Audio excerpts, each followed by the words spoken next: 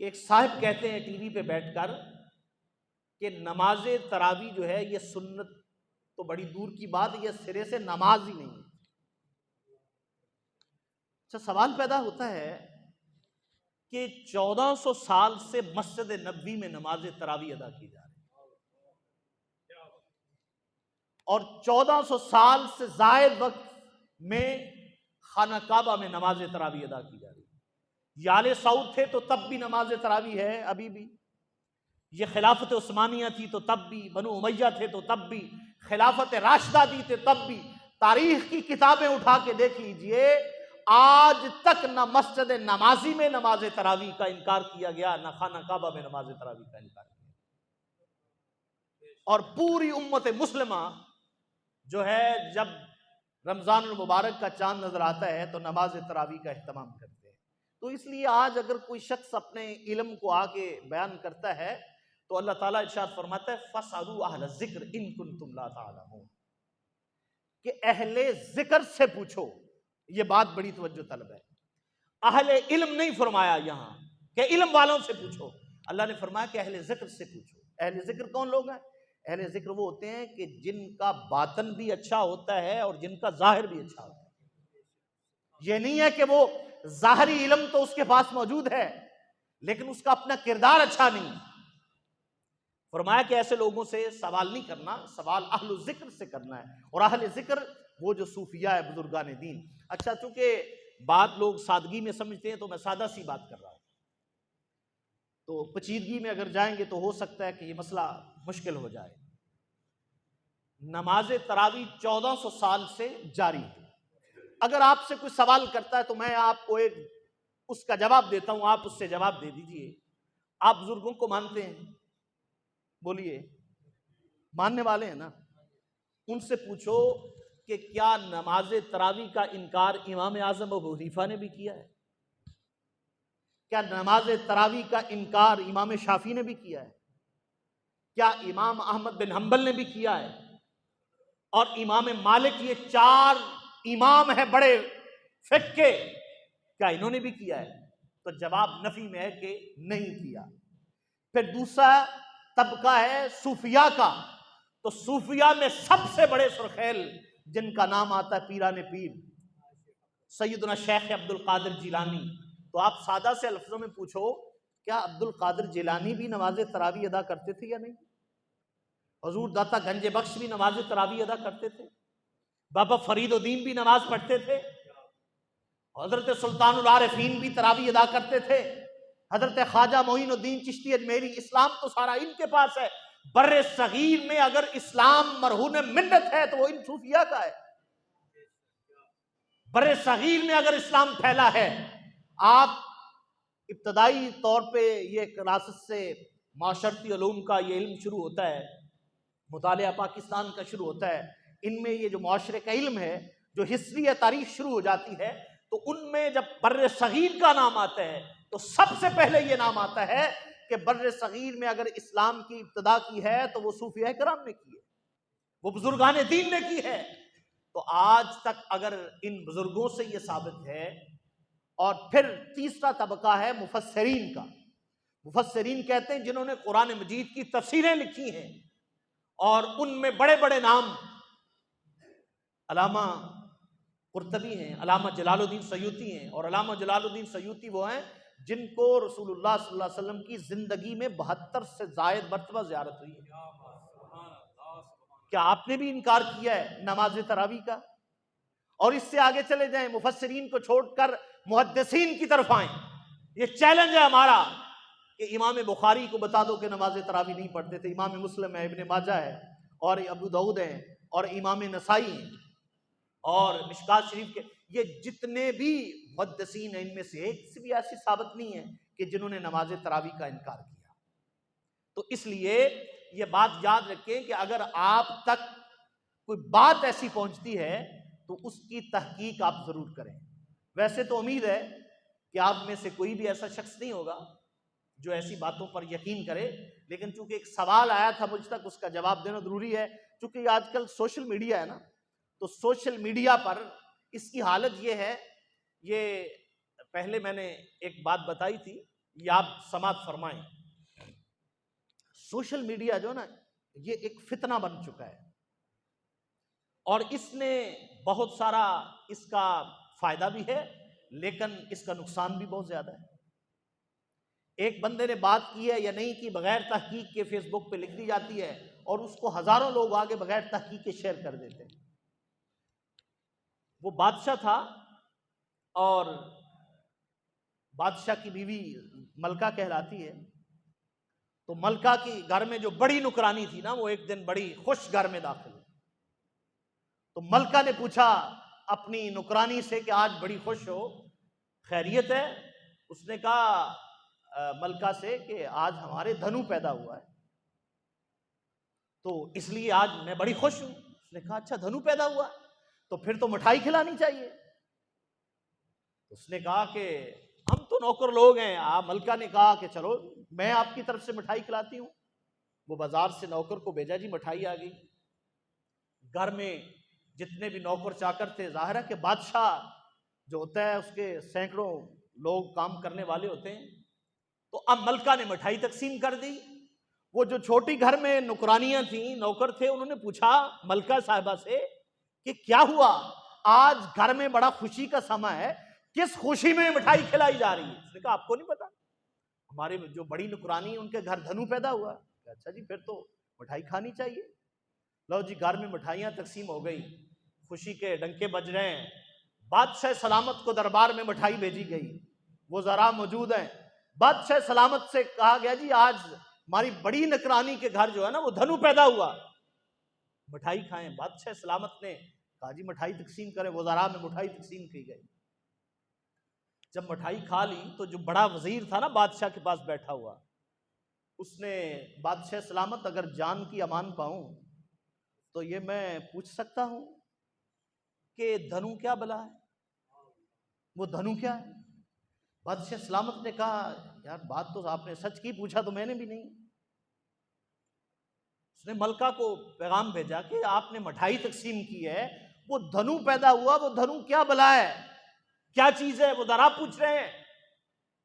تو ملکہ نے کہا کہ پوچھا تو میں نے بھی نہیں۔ مٹھائی تقسیم ہو گئی، نکرانی کو بلایا، اس نے کہا آپ آج آئی تھی، آپ بڑی خوش تھی، دھنو پیدا ہوا۔ اس نے کہا ملکہ صاحبہ اس میں کوئی شک والی بات نہیں۔ اس نے کہا وہ دھنو کیا ہے، کسے کہتے ہیں؟ اس نے کہا ملکہ صاحبہ ہمارے گدھی کے نے بچہ دیا، اس کا نام ہم نے دھنو رکھا۔ تو جب یہ کہا تو وہ ملکہ بھی سر پکڑ کے بیٹھ گئی، بادشاہ سلامت بھی دربار میں شرمندہ ہے۔ اس نے کہا ہم نے پورے جہان میں مٹھائیاں تقسیم کر دی، تو بعد میں پتہ چلا کہ دھنو جو ہے وہ گدھی کے بچے کا نام ہے۔ تو آج بعین ہی جو مثال ہے یہ سوشل میڈیا کی مثال ہے۔ بندے کی عزت کا جنازہ نکال دیا جاتا ہے، بعد میں لکھ دیا جاتا ہے کہ ہم معذرت خواہ ہیں۔ میڈیا پہ خبر جو ہے وہ نشر کر دی جاتی ہے، بعد میں اس کی معذرت کر لی جاتی ہے، اتنی دیر میں بندہ جو ہے زمانے میں بدنام ہو جاتا ہے۔ ہمارا حالت یہ ہے کہ میں پہلے بھی عرض کرتا ہوں کہ سوشل میڈیا پر بھی اگر آپ کے پاس ایک خبر آئی ہے، ایک شخص بیٹھا ہے وہ کہہ رہا ہے جی کہ یہ نہ سنت موقدہ ہے، نماز تراویح کا کوئی اہتمام نہیں کرنا چاہیے، تو آپ بجائے اس کو آگے شیئر کرنے کے، آپ اس کو فکر کرنے کے، اس سے عمل کرنے کے، اپنے کوئی جو موجودہ کوئی خطیب حضرات ہیں جن کے ساتھ آپ کا تعلق ہے، آپ شیئر کرنے سے پہلے یہ سوال ان سے بھی پوچھ سکتے ہیں۔ یہ سوال اب میں بیٹھا ہوں بحمدہ تعالی، آپ میں اتنا بڑا مجمع ہے، کوئی سوال اٹھ کر اگر کوئی کرے گا تو نبی کریم صلی اللہ علیہ وسلم کی نظر عنایت سے ہو سکتا ہے کہ ہم اس کا اچھے طریقے سے جواب دے دیں۔ اور میں یہ ذمہ داری سے یہ بیان کر رہا ہوں کہ نماز تراویح سنت موقدہ ہے، ہر عاقل بالغ مرد اور عورت پر جو پڑھے گا اس کو ثواب ملے گا، جو نہیں پڑھے گا وہ گناہگار۔ یہ بات یاد رکھیے۔ اب سوال جو اٹھایا جاتا ہے کہ آپ صلی اللہ علیہ وسلم نے جماعت کے ساتھ نماز نہیں پڑھی، یہاں سے نوجوان لوگوں کو جو ہے وہ پھسلا لیا جاتا ہے، ورگلا لیا جاتا ہے۔ اب وہ نوجوان ہمارے پریشان ہو جاتے ہیں۔ اب سنیے، آپ صلی اللہ علیہ وسلم نے جب حج کا اعلان کیا نا، آپ نے فرمایا کہ حج زندگی میں ایک بار فرض ہے۔ غور سے سننی یہ بات، جب آپ نے فرمایا نا تو کہہ کر خاموش ہو گئے، تو ایک صحابی رسول اٹھے، انہوں نے عرض کی کہ یا رسول اللہ سال میں ہر سال فرض ہے؟ ان کو سمجھ نہ آئی. آپ نے تو فرمایا کہ صاحب نصاب پر، صاحب استطاعت پر زندگی میں ایک بار فرض ہے. تو صحابی رسول نے عرض کی یا رسول اللہ ہر سال فرض ہے؟ تو آپ نے نہ ہاں کہا نہ کہا، خاموش رہے. صحابی نے تھوڑی دیر انتظار کے بعد پھر سوال کر دیا یا رسول اللہ حج زندگی کے ہر سال صاحب نصاب پہ فرض ہے؟ آپ خاموش رہے. تیسری بار پھر کر دیا، آپ خاموش رہے، یہاں تک کہ مجلس ختم ہو گئی. بعد میں ایک صحابی نے عرض کیا یا رسول اللہ سوال بار بار ہوا، آپ نے جواب نہیں دیا. آپ نے فرمایا میں اس لیے خاموش رہا کہ میری ادائیں رب کو بڑی پسند ہے، میں جتنی بار کہتا جاتا زندگی میں حج اتنی بار فرض ہوتا جاتا، میں اس لیے خاموش رہا. اگر میں دوسری بار بولتا تو زندگی میں حج 2 بار فرض ہوتا، اگر میں تیسرا جواب دیتا تو زندگی میں حج 3 بار فرض ہو جاتا، پھر تم ادا نہ کر سکتے، گناہ گار ہوتے. اس لیے زندگی میں حج ایک ہی فرض ہے. میں خاموش اس لیے رہا تاکہ تم مشکل میں نہ پڑ جائے. یہ اگر کوئی ان اداؤں کو سمجھے تو پھر ہی اسلام کو سمجھے نا. اب آپ صلی اللہ علیہ وسلم نے نماز تراویح ادا کی، صحابہ نماز تراویح ادا کر رہے تھے. میرے آقا اٹھے، حجرے میں چلے گئے. پھر ایک دن رمضان المبارک میں آئے، میرے آقا نے نماز تراویح ادا کی، اور یہ یاد رہے کہ جماعت کے ساتھ نہیں، تنہا ادا کی. صحابہ اکرام بھی پڑھ رہے تھے. میرے آقا اٹھے تو چلے گئے. صحابہ اکرام نے عرض کی یا رسول اللہ آپ نے تراویح پڑھنے کا حکم دیا ہے لیکن اہتمام نہیں فرمایا. میرے آقا نے فرمایا کہ میں اس لیے اٹھ کر چلا جاتا ہوں، اگر میں نے باقاعدگی کے ساتھ اس کو تمہارے ساتھ ادا کرنا شروع کر دیا تو نماز تراویح اللہ تم پر فرض کر دے گا، اور فرض کا درجہ یہ ہے کہ جو چھوڑتا ہے اس کا گناہ بہت زیادہ ہوتا ہے، اور جو انکار کرتا ہے وہ کفر کی حد تک پہنچ جاتا ہے. میرے آقا نے فرمایا میں اس لیے اٹھ کر چلا جاتا ہوں تاکہ تم پر نماز تراویح اللہ فرض نہ کر دے. اب اگر آج 1400 سال کے بعد کوئی بندہ ٹی وی پہ بیٹھ کے یہ کہتا ہے آقا نے نہیں ادا کی، تو یہ تو دیکھو کہ اس میں حکمت کیا تھی. اور خلیفہ دوم امیر المؤمنین سیدنا عمر فاروق رضی اللہ تعالیٰ عنہ، آپ نے رمضان المبارک کا مہینہ آیا، دیکھا مسجدیں خالی ہیں. آپ نے پوچھا لوگ نماز تراویح ادا کرنے کے لیے نہیں آئے؟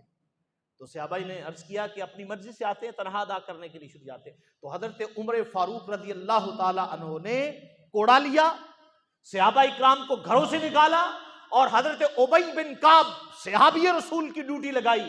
آپ نے فرمایا کہ تم جماعت کے ساتھ نماز ادا کرواؤ.